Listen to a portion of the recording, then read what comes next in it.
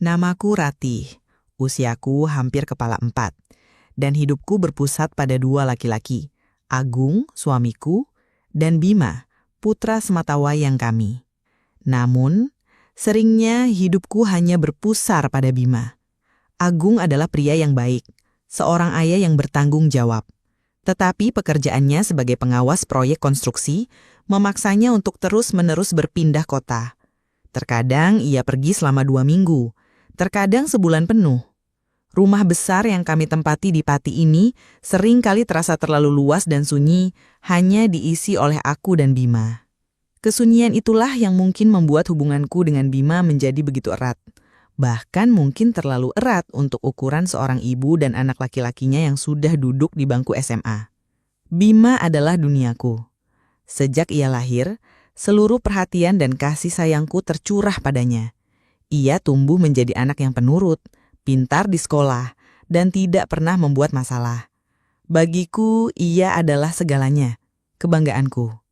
Meskipun badannya kini lebih tinggi dariku, dengan bahu yang mulai lebar dan suara yang berat, di mataku ia terkadang masih seperti anak kecilku yang dulu. Dan ada satu kebiasaannya yang seolah mengukuhkan hal itu. Sebuah ritual yang sudah berlangsung bertahun-tahun, bahkan sejak ia masih SD. Setiap malam, Bima akan memintaku menemaninya di kamar sampai ia tertidur. Dulu alasannya karena ia takut gelap. Sekarang aku tahu, itu hanya menjadi sebuah kebiasaan yang memberinya rasa nyaman. Aku tidak pernah keberatan. Justru, aku menyukai ritual itu. Di saat anak-anak seusianya mungkin sudah malu untuk dekat dengan ibu mereka, Bima masih membutuhkanku. Waktu setengah jam atau 1 jam di kamarnya, menonton film laga atau acara komedi di televisi kecilnya adalah caraku untuk tetap terhubung dengannya. Itu adalah momen di mana ia akan bercerita tentang sekolah, tentang teman-temannya, atau tentang gadis yang ia sukai sebelum matanya perlahan-lahan memberat dan akhirnya terlelap. Bagiku, waktu itu sangat berharga. Malam itu tidak ada yang berbeda. Agung sudah berangkat ke Kalimantan seminggu yang lalu. Dan aku baru saja selesai berbicara dengannya di telepon. Suaranya terdengar lelah, sama lelahnya denganku.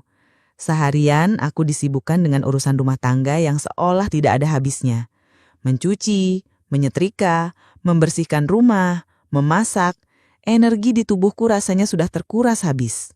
Setelah makan malam, seperti yang sudah kuduga, Bima menghampiriku yang sedang duduk di sofa ruang keluarga. "Bu, temani Bima nonton ya. Ada film baru," pintanya dengan nada manjanya yang khas. Aku tersenyum, mengusap rambutnya yang tebal. "Iya, sebentar lagi. Ibu selesaikan cuci piring dulu." Setengah jam kemudian, aku masuk ke kamarnya. Kamar Bima selalu rapi dengan poster-poster band dan film yang tertempel di dinding. Pendingin ruangan sudah menyala menyebarkan hawa sejuk yang membuat rasa kantukku semakin menjadi-jadi. Ia sudah berbaring di ranjangnya, menepuk-nepuk sisi kosong di sebelahnya. Aku duduk di tepi ranjang, menyandarkan punggungku ke kepala ranjang yang terbuat dari kayu. Di layar televisi, adegan kejar-kejaran mobil yang menegangkan sedang berlangsung, diiringi suara tembakan dan ledakan yang memekakan telinga. "Filmnya seru, Bu," kata Bima tanpa mengalihkan pandangan dari layar. "Iya," jawabku singkat. Mataku terasa berat. Kepalaku terasa pening karena lelah. Aku mencoba fokus pada alur cerita film, tetapi pikiranku melayang kemana-mana. Ketumpukan pakaian yang harus disetrika besok, ke daftar belanjaan yang harus kubeli, ke suara Agung di telepon tadi. Aku melirik Bima. Ia tampak begitu terhanyut dalam film. Wajahnya yang diterangi cahaya televisi tampak begitu dewasa, tetapi juga begitu polos. Inilah anakku. Darah dagingku, laki-laki kecilku yang sudah tumbuh besar. Rasa sayang yang meluap-luap membuatku tersenyum. Aku tidak akan menukar momen ini dengan apapun. Udara dingin dan suara televisi yang monoton menjadi lagu pengantar tidur yang paling ampuh. Kepalaku terkulai beberapa kali sebelum akhirnya aku menyerah. Aku merebahkan tubuhku di samping Bima, masih di atas selimut. "Ibu tidur sebentar ya. Nanti kalau filmnya selesai, bangunkan ibu," bisikku lebih pada diriku sendiri. Bima hanya bergumam sebagai jawaban. Matanya masih terpaku pada layar. itulah hal terakhir yang kuingat. Aku tidak tahu berapa lama aku tertidur. Saat aku membuka mata, semuanya gelap. Suara televisi sudah mati. Kamar itu sunyi senyap, hanya diterangi oleh seberkas cahaya pucat dari lampu jalan yang menyelinap masuk melalui celah gorden. Aku menggerjapkan mata beberapa kali, mencoba mengumpulkan kesadaranku. Kepalaku terasa berat dan pening. Aku sendirian di atas ranjang. Aku langsung terduduk. Jantungku berdebar sedikit lebih tepat. Di mana Bima? Mataku menyapu seluruh ruangan yang remang-remang itu.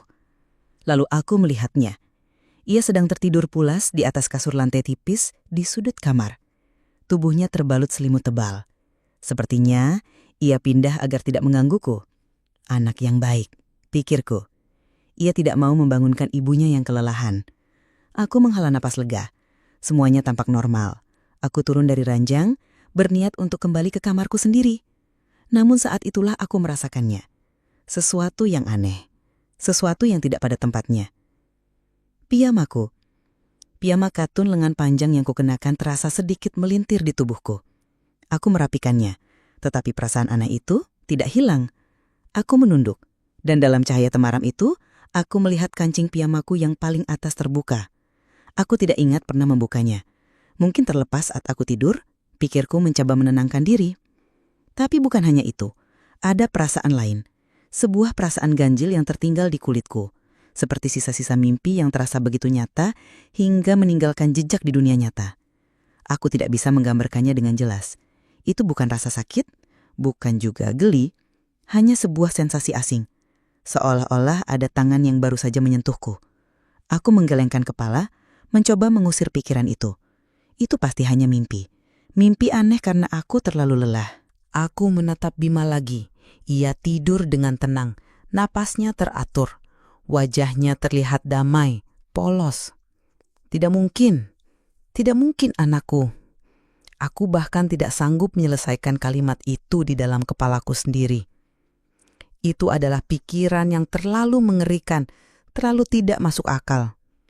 Ini Bima, anakku. Aku berjalan keluar dari kamarnya sepelan mungkin, menutup pintu di belakangku tanpa menimbulkan suara. Lorong menuju kamarku terasa lebih panjang dan lebih gelap dari biasanya. Setiap bayangan di sudut rumah seolah-olah sedang mengamatiku.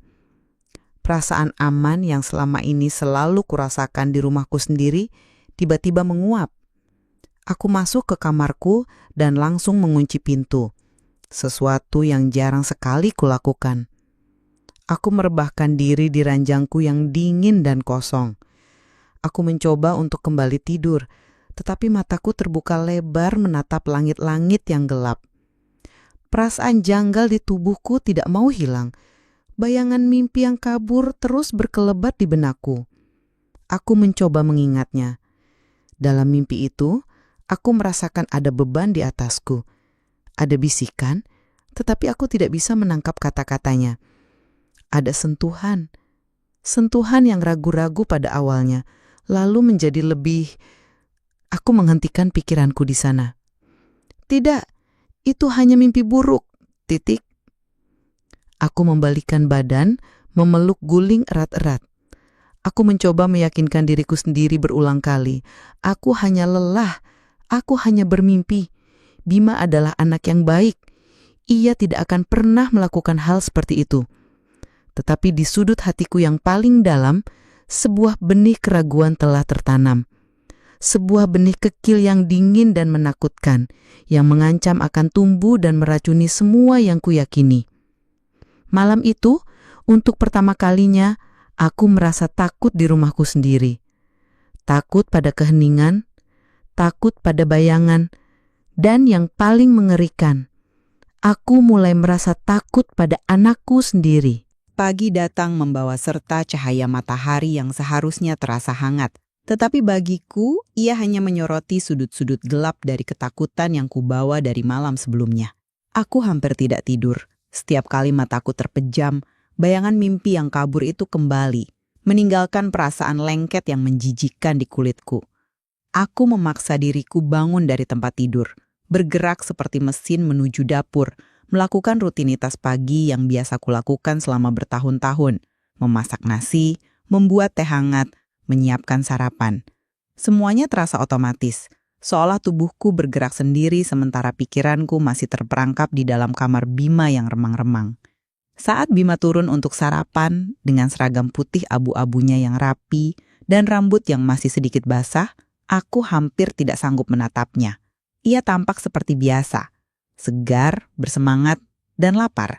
Ia menyendok nasi goreng buatanku ke piringnya dengan lahap, sama sekali tidak menunjukkan tanda-tanda bahwa ada sesuatu yang salah. "Pagi, Bu," sapanya riang, mulutnya sudah penuh dengan nasi. "Pagi," jawabku, suaraku terdengar serak. Aku memaksakan seulas senyum sambil meletakkan segelas susu di sebelahnya. Aku duduk di seberangnya, mengaduk tehku tanpa minat. Aku mengamatinya diam-diam dari balik cangkirku. Aku mencari. Aku tidak tahu apa yang kucari. Sebuah kilat aneh di matanya, sebuah kegugupan dalam gerakannya, rasa bersalah? Tidak ada. Sama sekali tidak ada. Yang kulihat hanyalah anak laki-lakiku yang biasa, yang sedang menikmati sarapannya sebelum berangkat sekolah. Kepolosannya yang terang-terangan itu justru menjadi siksaan bagiku. Itu membuatku merasa seperti monster. Ibu macam apa aku ini yang bisa memiliki pikiran seburuk itu tentang darah dagingnya sendiri hanya karena sebuah mimpi? "Ibu tidak makan?" tanyanya, menyadarkanku dari lamunan. "Ibu tidak lapar?" jawabku cepat. "Nanti saja." Keraguan itu menggerogotiku sepanjang hari. Saat membersihkan kamarnya, aku berdiri mematung di tengah ruangan, menatap ranjangnya. Aku mencoba mengingat kembali setiap dikil dari malam sebelumnya. Kancing piyamaku yang terbuka, perasaan aneh di tubuhku. Apakah itu semua nyata? Atau hanya imajinasiku yang terlalu lelah? Aku menyentuh seperai ranjang. Seolah-olah kain itu bisa memberiku jawaban. Tapi yang kudapatkan hanyalah keheningan. Selama beberapa hari berikutnya, aku menemukan diriku secara tidak sadar membangun sebuah benteng di antara kami. Aku menyibukkan diri. Aku memastikan saat Bima pulang sekolah, aku sedang sibuk di halaman belakang. Saat ia selesai belajar di malam hari, aku akan berpura-pura sudah mengantuk dan masuk ke kamarku lebih dulu. Aku menghindari momen apapun yang bisa mengarah pada permintaan ritual malamnya. Tentu saja, Bima menyadarinya. Awalnya, ia tidak berkomentar, mungkin mengira aku benar-benar lelah. Tapi pada malam keempat, saat aku sekali lagi bergegas menuju kamarku setelah makan malam, ia menahanku. "Bu," panggilnya. Langkahku terhenti, tapi aku tidak berbalik. "Ibu kenapa?" "Kenapa apanya?" tanyaku, mencoba terdengar sesantai mungkin. "Beberapa hari ini ibu aneh. Ibu menghindariku?" Suaranya terdengar lirih, ada nada terluka di dalamnya. Pertanyaan itu yang diucapkan dengan kepolosan yang sama seperti yang kulihat setiap pagi menghantamku seperti batu. Rasa bersalah langsung menjalari hatiku, terasa dingin dan tajam. Akhirnya aku berbalik. Aku menatap wajahnya yang tampak bingung dan sedih. "Tidak, Bima. Ibu hanya sangat lelah akhir-akhir ini. Banyak sekali pekerjaan rumah." Itu adalah kebohongan yang lemah, dan kami berdua tahu itu. "Apa Bima berbuat salah?" tanyanya lagi. "Kalau Bima salah, tolong beritahu Bima, Bu. Jangan diam saja seperti ini." Setiap katanya adalah belati yang menusuk langsung ke jantungku. Lihatlah diriku. Aku telah menyakiti anakku sendiri dengan kecurigaanku yang tidak berdasar. Aku telah membuatnya merasa bersalah atas sesuatu yang mungkin hanya ada di dalam kepalaku. Aku merasa menjadi ibu yang paling buruk di dunia. Malam itu, aku tidak bisa tidur lagi. Aku berbaring di ranjangku, dihantui oleh wajah sedih Bima. Aku harus menghentikan ini. Aku harus menghancurkan dinding yang kubangun sendiri. Aku harus membuktikan pada diriku sendiri bahwa ketakutanku itu salah. Hanya ada satu cara untuk melakukannya. Keesokan malamnya, aku tidak lagi menghindar. Setelah makan malam, aku duduk di ruang keluarga menunggunya. Dan seperti yang kuduga, ia datang. Ada keraguan di matanya saat ia menatapku. "Bu," ia memulai. Suaranya pelan. "Iya, malam ini temani Bima nonton ya." Pintanya hampir seperti sebuah bisikan. "Filmnya bagus, tapi kalau ibu lelah, tidak apa-apa." Inilah saatnya. Aku menarik nafas dalam-dalam. "Tentu saja sayang," jawabku memaksakan senyum yang paling meyakinkan yang bisa kubuat. "Ibu juga sudah lama tidak nonton film." Wajahnya langsung cerah. Senyumnya yang lebar dan tulus membuat rasa bersalahku semakin menjadi-jadi. Aku mengikuti langkahnya menuju kamarnya, hatiku berdebar tak menentu. "Ini benar," kataku pada diriku sendiri. "Aku harus melakukan ini untuk memperbaiki semuanya." Di kamarnya, aku mengambil posisi yang sama seperti malam itu. Duduk bersandar di kepala ranjang. Tapi kali ini, aku bersumpah pada diriku sendiri. Aku tidak akan tidur. Aku akan tetap terjaga dan aku akan membuktikan bahwa semuanya baik-baik saja. Bahwa anakku adalah anak baik yang selama ini ku kenal. Filmnya mulai. Aku mencoba fokus tetapi seluruh indraku menjadi terlalu tajam. Aku bisa mendengar dengungan pendingin ruangan dengan sangat jelas. Aku bisa merasakan setiap pergeseran kecil tubuh Bima di sampingku. Aku sadar akan jarak di antara kami. Jarak yang sengaja kubuat sedikit lebih jauh dari biasanya. Aku memeluk bantal erat-erat seolah itu adalah perisai. 1 jam berlalu. Mataku mulai terasa panas dan berat. Kelelahan yang menumpuk selama berhari-hari ditambah dengan hawa dingin kamar mulai menagih bayarannya. Aku menggigit bibirku mencoba melawan kantuk itu. "Jangan tidur, Ratih. Jangan tidur." Aku mengulang kalimat itu seperti mantra di dalam kepala. Tapi tubuhku mengkhianatiku. Kepalaku terkulai sekali, lalu 2 kali. Pikiranku mulai kabur. Adegan di televisi menjadi buram, suara-suara menjadi dengungan yang jauh. Aku menyerah. Aku tergelincir ke dalam kegelapan dengan satu pikiran terakhir yang putus asa. Semoga aku salah. Aku tidak tahu kapan aku terbangun. Aku tidak terbangun sepenuhnya. Rasanya seperti terjebak di antara sadar dan tidur. Dalam kondisi lumpuh di mana pikiranku jernih tetapi tubuhku tidak bisa digerakkan. Semuanya terasa berat. Aku tahu aku di kamar Bima. Aku tahu filmnya sudah mati. Lalu, aku merasakannya. Kali ini bukan sensasi asing yang kabur seperti dalam mimpi. Ini nyata, sangat nyata. Aku merasakan sebuah beban menekan. Aku merasakan sebuah tangan dengan hati-hati menyelinap. Pikiranku menjerit. Tidak, tidak, ini tidak mungkin. Aku ingin berteriak, mendorong, lari. Tapi aku tidak bisa. Tubuhku membeku. Terperangkap oleh ketakutan yang begitu besar hingga melumpuhkan setiap ototku.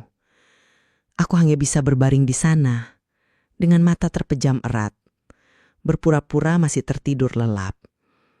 Setiap sentuhan terasa seperti bara api di kulitku, membakar sisa-sisa penyangkalan yang kumiliki. Ini bukan mimpi, ini sedang terjadi. Aku tidak tahu berapa lama itu berlangsung. Setiap detik terasa seperti selamanya. Aku memfokuskan seluruh kekuatanku untuk menjaga nafasku tetap teratur, untuk tidak menunjukkan tanda-tanda bahwa aku sudah sadar. Aku membiarkannya terjadi. Aku membiarkan anakku. Kemudian, beban itu terangkat. Aku merasakan pergerakan di sampingku, mendengar suara kain yang sangat pelan. Aku tetap diam membatu, tidak berani membuka mata. Aku mendengar derit pelan dari kasur lantai di sudut kamar itu. Aku berbaring di sana dalam kegelapan, dalam keheningan yang memekakkan telinga. Aku tidak lagi merasa ragu. Keraguan telah menguap, digantikan oleh kepastian yang dingin dan mengerikan. Aku tidak lagi merasa takut pada bayangan. Aku kini menjadi bagian dari bayangan itu. Dengan tidak melakukan apa-apa, Dengan memilih untuk diam, aku telah memberikan persetujuanku. Malam itu, kebiasaan yang kumulai karena kasih sayang telah berubah menjadi sesuatu yang lain, sesuatu yang busuk dan tak termaafkan. Pagi berikutnya, aku terbangun di ranjangku sendiri. Aku tidak ingat bagaimana aku sampai di sini. Pikiranku kosong, seperti selebar kertas putih yang ternoda oleh cipratan tinta hitam pekat di tengahnya. Noda itu adalah ingatan dari malam sebelumnya. Sebuah kepastian yang dingin dan tajam yang kini telah meresap ke dalam tulang sumsumku. Aku tidak lagi bertanya-tanya apakah itu nyata. Aku tahu itu nyata. Pertanyaan yang kini menghantuiku jauh lebih mengerikan. Mengapa aku tidak melakukan apa-apa? Aku duduk di tepi ranjang untuk waktu yang lama, menatap dinding kosong. Tubuhku terasa asing, bukan lagi milikku. Rasanya seperti sebuah wadah yang telah digunakan lalu ditinggalkan begitu saja. Ada rasa kotor yang tidak bisa hilang meski aku sudah mandi pagi tadi, menggosok kulitku hingga memerah. Rasa kotor itu datang dari dalam. Aku memaksa kakiku untuk melangkah, untuk memulai hari. Rutinitas adalah satu-satunya pelampung yang bisa kupegang di tengah lautan kebingungan ini. Aku memasak, membersihkan dan menyiapkan segalanya seperti biasa. Saat Bima turun, aku sedang menata nasi goreng di atas meja. Jantungku berhenti berdetak sejenak. Aku menahan nafas, menunggu. "Pagi, Bu," sapanya. Suaranya sama seperti hari-hari sebelumnya, ceria dan tanpa beban. Aku tidak sanggup mengangkat kepalaku.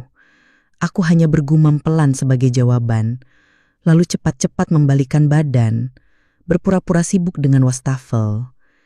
Aku bisa merasakan tatapannya di punggungku. Aku tidak tahu apa arti tatapan itu. Apakah itu rasa kemenangan, rasa puas, atau hanya tatapan biasa dari seorang anak pada ibunya? Ketidaktahuan ini menyiksaku.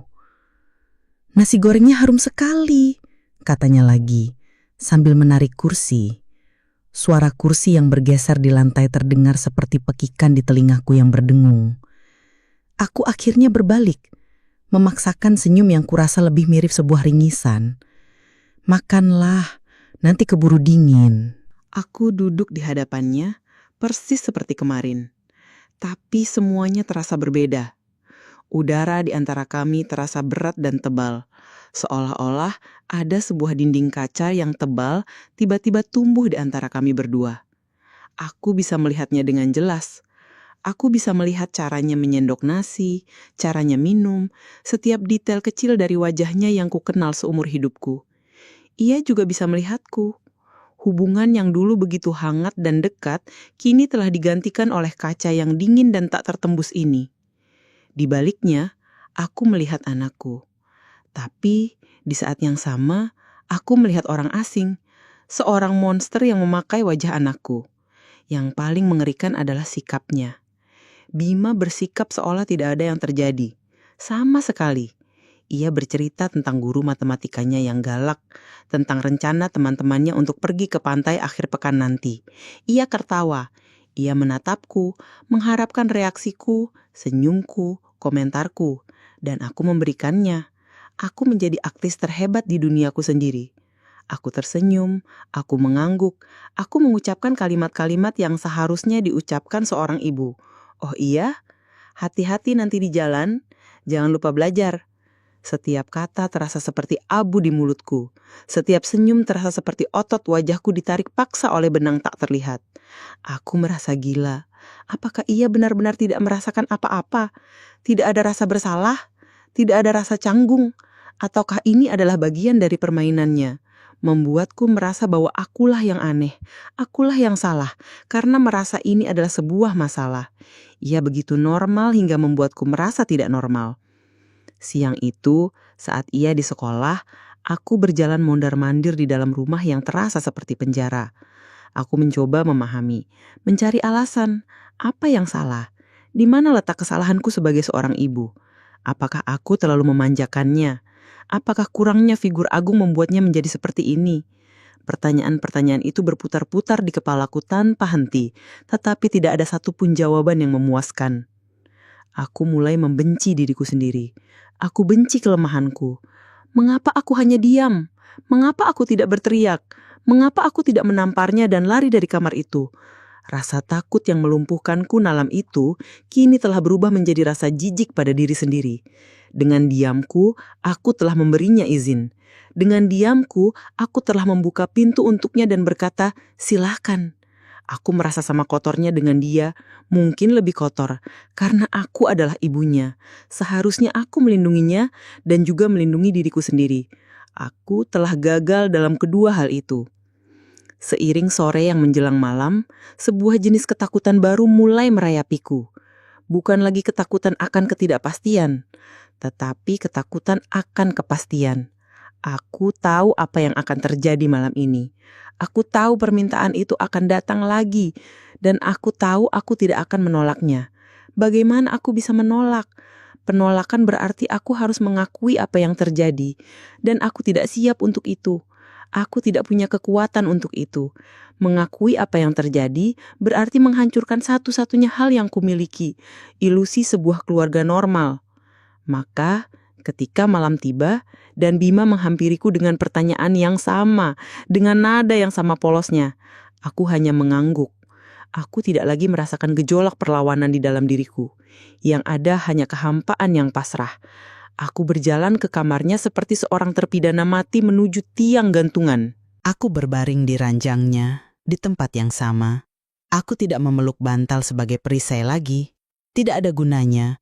Aku hanya menatap lurus ke langit-langit, menunggu. Aku tidak mencoba untuk tetap terjaga. Aku juga tidak mencoba untuk tidur. Aku hanya ada di sana. Tubuhku ada di sana. Tetapi pikiranku melayang jauh. Aku memikirkan masa kecil Bima saat ia sakit dan aku tidak tidur semalaman untuk mengompresnya. Aku memikirkan Agung, membayangkan wajahnya yang lelah di seberang pulau. Aku memikirkan diriku sendiri, Ratih yang dulu, yang naif dan bahagia. Lalu, aku merasakannya lagi. Beban yang sama. Tapi kali ini, aku tidak merasakan apa-apa. Tidak ada kejutan, tidak ada rasa takut yang melumpuhkan, tidak ada rasa jijik yang membakar. Yang ada hanya rasa dingin. Aku telah memisahkan diriku dari tubuhku. Ini terjadi pada wadah ini, pada raga ini, bukan padaku. Aku adalah pengamat yang terperangkap di dalam tengkorakku sendiri, menyaksikan sebuah adegan menjijikkan dari kejauhan. Aku mati rasa, benar-benar mati rasa, ketika semuanya berakhir dan ia pindah ke kasur lantainya, aku tetap berbaring di sana untuk waktu yang lama. Dinding kaca di antara kami kini terasa lebih tebal. Ia tidak hanya memisahkan kami, tetapi juga mengurungku. Aku terperangkap di sisinya, di dalam rahasia ini. Tidak ada jalan keluar. Keheningan di dalam kamar itu terasa begitu padat, seolah-olah ia memiliki beratnya sendiri, menekan dadaku, membuatku sulit bernapas. Inilah hidupku sekarang. Seorang ibu di siang hari, dan sesuatu yang lain di malam hari. Sebuah boneka pajangan dalam sebuah rumah boneka yang sempurna, dengan retakan-retakan mengerikan yang hanya aku yang bisa melihatnya. Waktu berjalan dengan cara yang aneh. Hari-hari terasa panjang dan kosong, tetapi minggu-minggu berlalu begitu saja dalam kabut kehampaan. Rutinitasku menjadi jangkar sekaligus rantai yang membelengguku. Siang hari aku adalah Ratih, sang ibu dan istri, yang memastikan rumah tetap bersih dan makanan selalu tersaji.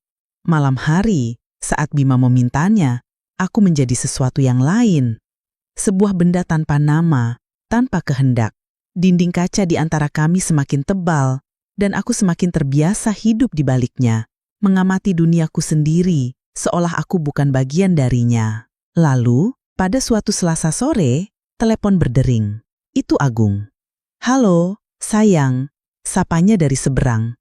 Suaranya terdengar gembira, berbeda dari biasanya yang selalu diwarnai kelelahan. "Aku punya kabar baik.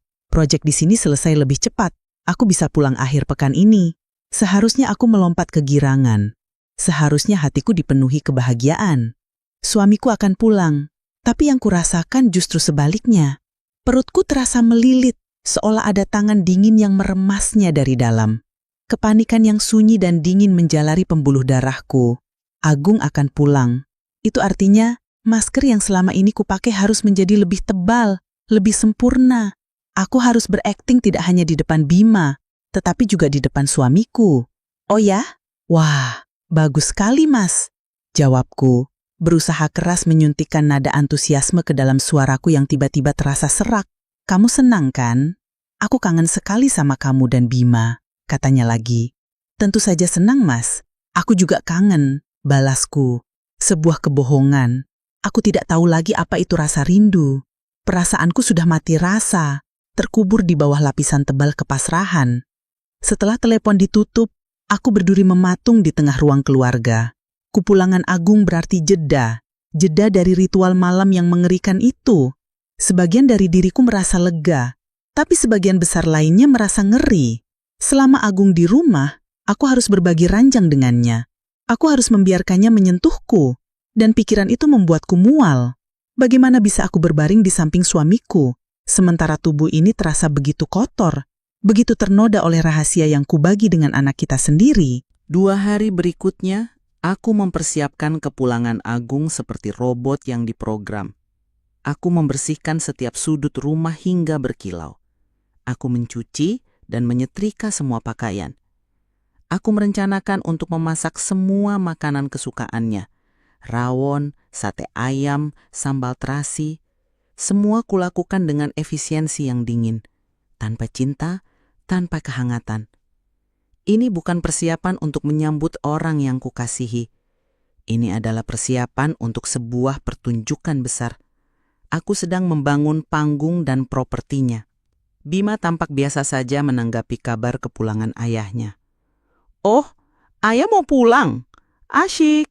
Hanya itu komentarnya. Tidak ada perubahan dalam sikapnya. Ia tetap menjadi anak yang manis dan perhatian di siang hari. Dan pada malam-malam sebelum kedatangan Agung, ritual itu tetap berjalan. Seolah ia ingin mengambil jatahnya sebelum jeda tiba. Aku tidak melawan.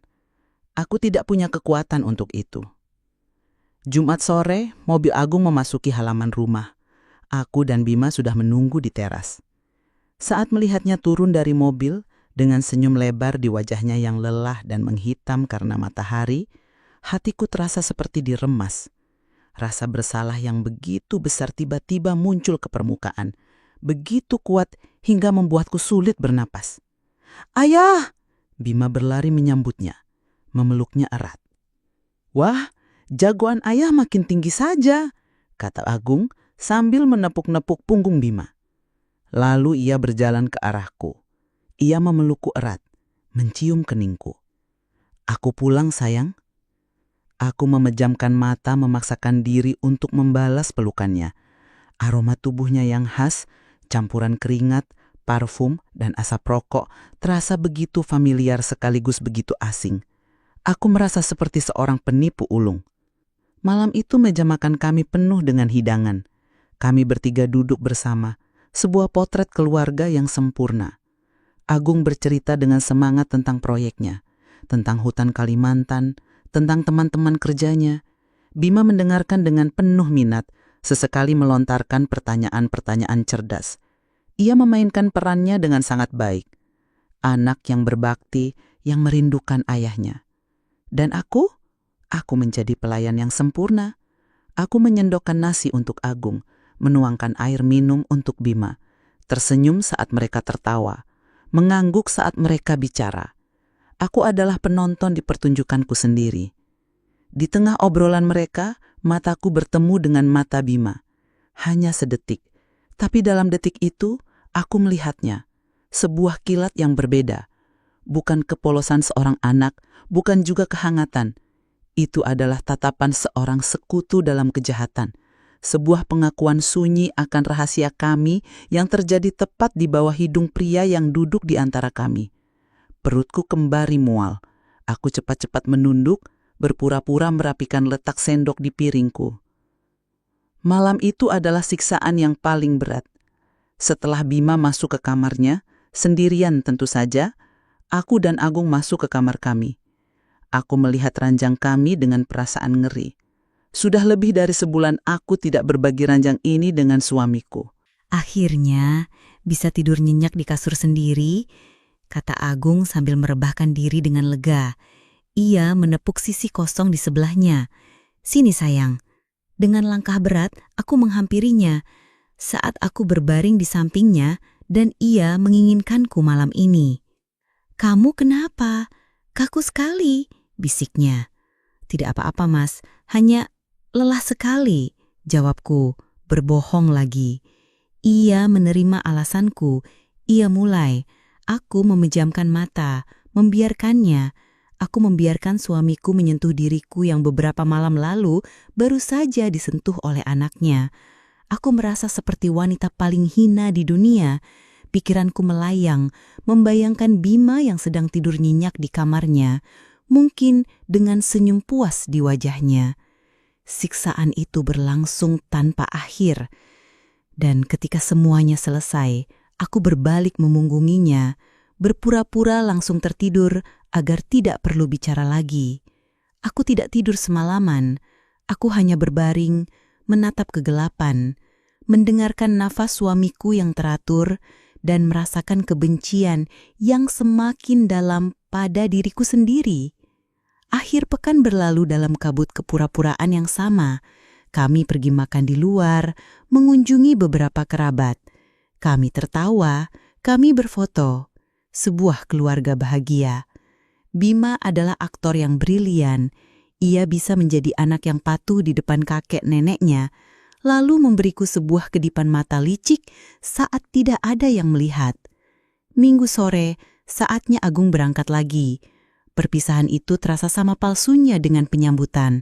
Aku mencium tangannya, Bima memeluknya. "Jaga ibumu baik-baik ya," kata Agung pada Bima.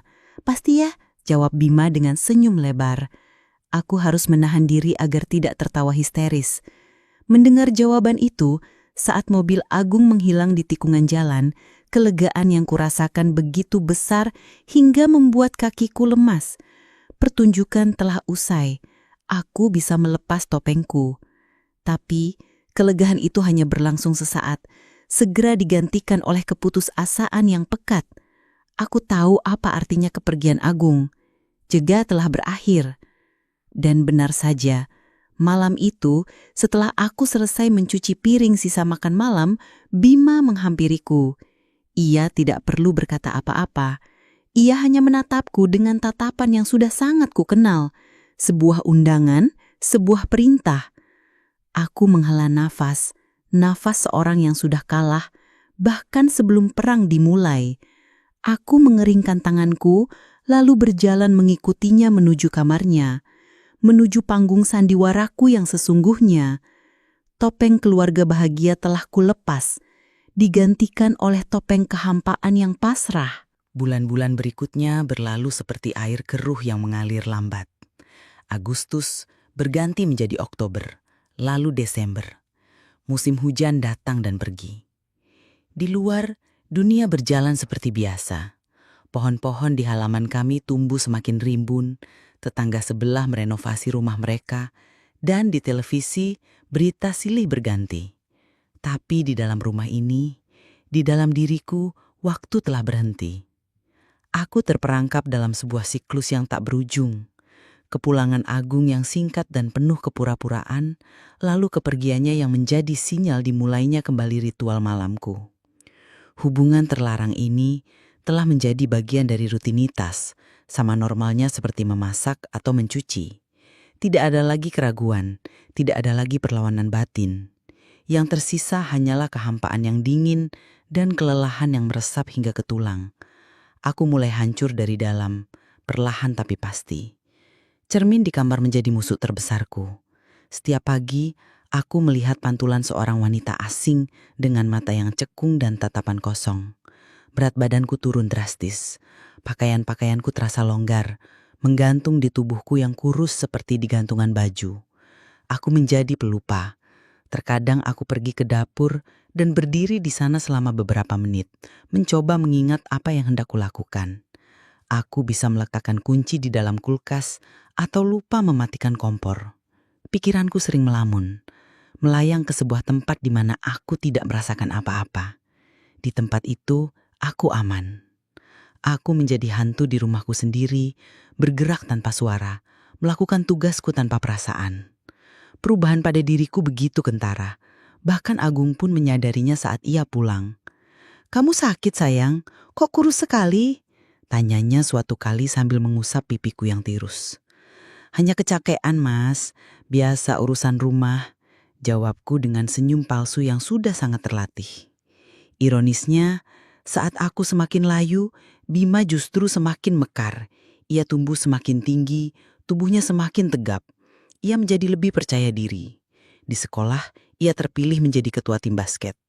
Nilai-nilainya tetap bagus. Di mata dunia, di mata ayahnya, ia adalah potret anak remaja yang sempurna, sukses dan berbakti. Tapi di mataku, perubahannya jauh lebih mengerikan. Sikapnya padaku di malam hari mulai berubah. Tidak ada lagi keraguan seperti di awal-awal. Permintaannya bukan lagi permintaan. Itu adalah sebuah tuntutan sunyi yang tak bisa ditolak. Terkadang saat kami hanya berdua di siang hari, ia akan menatapku dengan cara yang berbeda. Sebuah tatapan posesif, seolah-olah aku adalah miliknya. Suatu kali saat aku sedang menyapu lantai, ia berjalan melewatiku dan tangannya dengan sengaja menyentuhku. Hanya sekilas, tapi cukup untuk membuat darahku membeku. Aku berhenti menyapu, jantungku berdebar kencang. Aku menoleh padanya, tapi ia terus berjalan seolah tidak terjadi apa-apa. Ia tahu aku tidak akan berani berkata apa-apa. Ia memegang kendali penuh. Aku mulai berpikir untuk lari. Pikiran itu datang seperti kilat di tengah malam yang gelap. Aku bisa saja mengemasi tasku saat Bima di sekolah, mengambil semua uang yang kusimpan, lalu pergi ke stasiun dan naik kereta ke kota manapun yang jauh. Aku bisa memulai hidup baru, menjadi orang lain.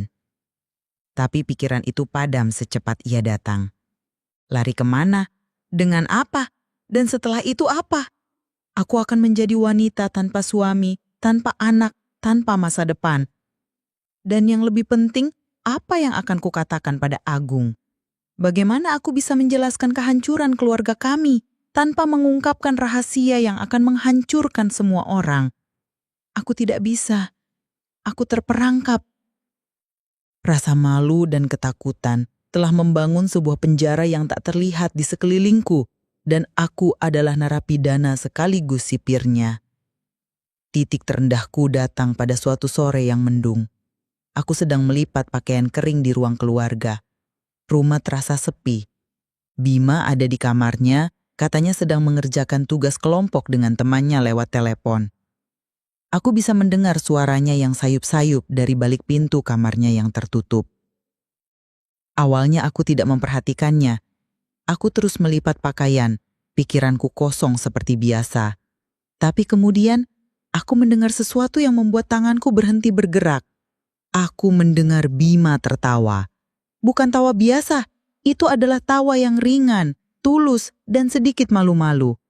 Tawa seorang anak laki-laki yang sedang berbicara dengan gadis yang disukainya. Didorong oleh rasa penasaran yang aneh, aku bangkit dan berjalan mendekati pintu kamarnya. Aku menempelkan telingaku ke kayu yang dingin itu. "Masa sih? Kamu bisa saja," kata Bima. Suaranya terdengar begitu lembut, begitu berbeda dari suara yang kukenal. "Iya, nanti aku jemput, janji. Kamu siap-siap yang cantik ya." Ada jeda sejenak. "Aku juga kangen kamu, Rina." Duniaku runtuh. Aku mundur dari pintu, tubuhku gemetar hebat. Aku terhuyung-huyung kembali ke sofa dan duduk di antara tumpukan pakaian. Bukan rasa cemburu yang kurasakan. Bukan. Ini adalah sesuatu yang jauh lebih buruk. Ini adalah kengerian yang murni. Di balik pintu itu, ada seorang anak laki-laki normal. Seorang remaja yang jatuh cinta, yang bisa berbicara dengan manis dan lembut pada seorang gadis bernama Rina. Ia bisa tertawa, ia bisa berjanji, ia bisa merindu. Ia bisa menjadi semua hal yang seharusnya. Tapi anak laki-laki yang sama, monster yang sama, adalah orang yang datang ke kamarku di malam hari. Orang yang menyentuhku dengan tangan yang sama, yang mungkin ia akan gunakan untuk menggandeng tangan Rina. Orang yang menatapku dengan mata yang sama, yang mungkin ia akan gunakan untuk menatap Rina dengan penuh puja. Dualitas itu, kemampuannya untuk beralih dari satu peran ke peran lain dengan begitu mulus, menghancurkanku sepenuhnya. Selama ini, mungkin di sudut hatiku yang paling dalam, aku masih berpegang pada sebuah harapan tipis bahwa ia hanyalah seorang anak yang bingung, yang tersesat. Tapi percakapan telepon itu membunuh harapan itu tanpa ampun. Ia tidak bingung. Ia tahu persis apa yang ia lakukan. Ia adalah seorang manipulator ulung, seorang predator yang sedang mengasah kemampuannya. Aku duduk di sana, di tengah tumpukan pakaian bersih yang terasa mencekik. Aku tidak menangis. Air mataku sudah lama kering. Aku hanya menatap kosong ke depan. Kehampaan yang selama ini menjadi perisaiku pecah berkeping-keping. Di baliknya, yang kutemukan bukanlah kesedihan atau kemarahan, melainkan sebuah jurang keputusasaan yang tak berdasar. Aku akhirnya mengerti. Aku bukan hanya korbannya. Aku adalah tempat latihannya. Aku adalah boneka percobaannya. Di dalam diriku, di dalam diamku, di dalam kepasrahanku, aku telah membantunya, memupuknya dan membentuknya menjadi monster yang kini siap untuk melangkah ke dunia luar dan mencari mangsa baru. Gadis malang bernama Rina itu tidak tahu apa-apa, dan aku tidak akan pernah bisa memperingatkannya. Sore itu, saat langit di luar semakin gelap dan hujan mulai turun, aku tidak lagi merasa seperti hantu di rumahku sendiri. Aku merasa lebih buruk. Aku merasa seperti tanah kuburan tempat benih kejahatan ditanam dan dibiarkan tumbuh subur. Dan aku tahu, aku akan selamanya terikat pada tanah ini, membusuk perlahan dari dalam. Waktu terus berjalan, menyeretku bersamanya. Musim kemarau yang kering datang menggantikan musim hujan, membawa serta debu dan panas yang seolah mencerminkan kekeringan di dalam jiwaku. Aku sudah tidak lagi menandai kalender dengan kepulangan dan kepergian Agung. Siklus itu sudah menjadi bagian dari nafas hidupku. Sebuah ritme yang menyakitkan, namun familiar. Aku telah menerima peranku sebagai tanah kuburan, tempat di mana rahasia kami tumbuh subur dalam keheningan. Lalu pada suatu malam di bulan Agustus, sebuah telepon dari Agung mengubah segalanya. Bukan, itu tidak mengubah apapun, melainkan menyegel takdirku selamanya. Sayang, ada kabar super bagus. Serunya dari seberang hingga telingaku berdengung. Aku dapat promosi. Dan yang terpenting, aku dipindah tugaskan kembali ke kantor pusat. Permanen. Aku akan di rumah setiap hari mulai bulan depan. Dunia di sekelilingku seakan berhenti berputar. Aku sedang berdiri di dapur, memegang pisau untuk memotong bawang. Pisau itu terlepas dari genggamanku, jatuh ke lantai dengan bunyi denting yang memekakan telinga di tengah keheningan rumah. Halo, sayang, kamu dengar kan? Suara Agung terdengar cemas. Iya mas, dengar. Aku membungkuk untuk mengambil pisau itu, tanganku gemetaran. Itu kabar yang bagus sekali. Bagus sekali? Ini luar biasa. Akhirnya Tita bisa kumpul terus seperti keluarga normal. Tidak ada lagi bolak-balik. Aku bisa melihat Bima tumbuh besar setiap hari. Keluarga normal. Kata-kata itu menggema di dalam kepalaku, terdengar seperti sebuah ejekan yang kejam. Kabar yang seharusnya menjadi jawaban atas semua doa-doaku selama bertahun-tahun, kini terasa seperti vonis penjara seumur hidup. Tidak akan ada lagi jeda, tidak akan ada lagi ruang untuk bernafas. Aku akan terkurung di dalam sangkar emas ini, bersama sipirku di bawah tatapan suamiku yang tidak tahu apa-apa. Selamanya. Bulan berikutnya terasa seperti hitungan mundur menuju eksekusi. Setiap malam, saat Bima datang dengan tatapan menuntutnya, aku tahu bahwa ini adalah malam-malam terakhir. Ada semacam urgensi dalam dirinya, seolah ia tahu waktunya hampir habis. Dan aku, dengan kepasrahan yang sudah mendarah daging, memberikannya.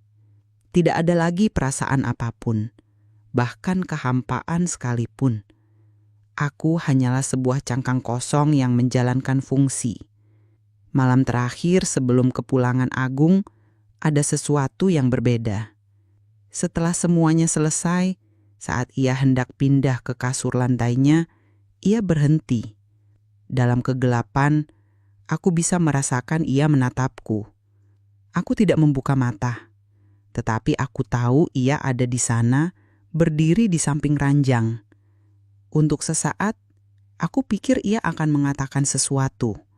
Sebuah kata perpisahan, sebuah permintaan maaf, tapi tidak ada.